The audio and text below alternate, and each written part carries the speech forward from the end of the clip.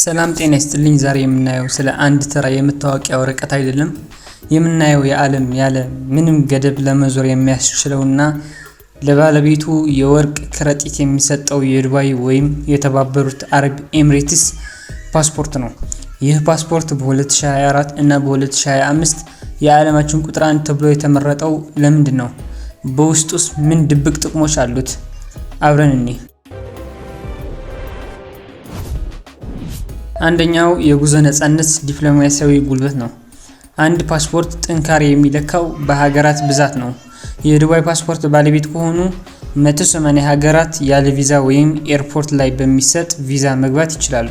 አውሮፓ እንደ ፈረንሳይ፣ ጀርመን፣ ጣሊያን ያሉ 27 ሀገራት ያለ ምንም ቪዛ ለ3 ወራት መጎብኘት ይፈቀዳል። ከ10 ዓመት በፊት ይህ ፓስፖርት ከ30ኛ ደረጃ በታች ነበር። በአጭር ጊዜ ውስጥ ቁጥር 1 መሆኑ የዲፕሎማሲ ስራ ያሳያል። ሁለተኛው ለትዳር የሚሰጥ ስጦታ ነው። ይህ ለብዙዎቻችን አዲስ ሊሆን ይችላል። አንድ የዱባይ ዜጋ ሌላ የዱባይ ዜጋ ሲያገባ መንግስት የትዳር ድጋፍ ሜሪጅ ፋውንድ ይሰጠዋል። የገንዘብ መጠኑ እስከ 70,000 ድርሃም ወደ $20,000 ገደማ በነፃ ይሰጣቸዋል። ዓላማው ወጣቶች ህይወታቸውን ያለ ዕዳ እንዲጀምሩና ጠንካራ ቤተሰብ እንዲመሰርቱ ነው። ይህ በብዙ ሀገራት የሚታይ እጅግ አስደናቂ ጥቅም ነው። ሶስተኛ ነፃ የመሬት የቤት ግንባታ ብር። ዜግነት ያለው ሰው እድሜው ለቤት ግንባታ ሲደርስ መንግስትን ቤት መስሪያ ቦታ እፈልጋለሁ ብሎ ይጠይቃል። ነፃ መሬት መንግስት ሰፊ የመሬት ቦታ በነፃ ይሰጠዋል። ብድር ቤቱን ለመስራት የሚያስፈልገው ገንዘብ ያለምንም ወለድ ያበድረዋል።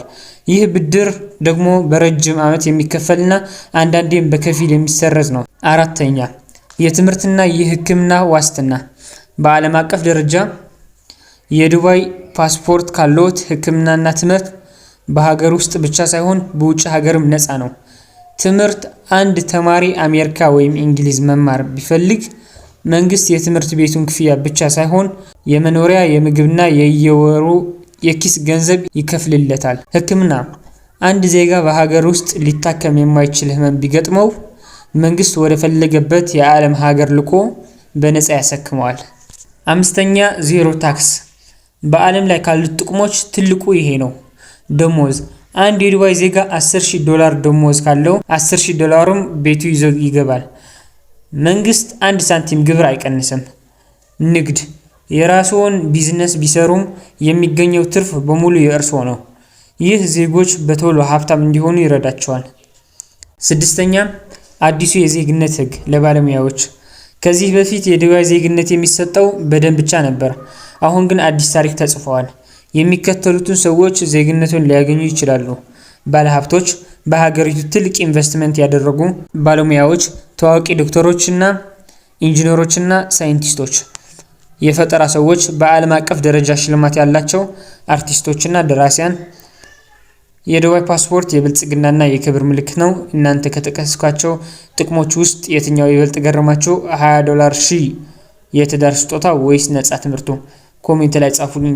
ለተጨማሪ መረጃ ቻናላችንን ሰብስክራይብ ማድረጋችሁ አትርሱ። ሰላም።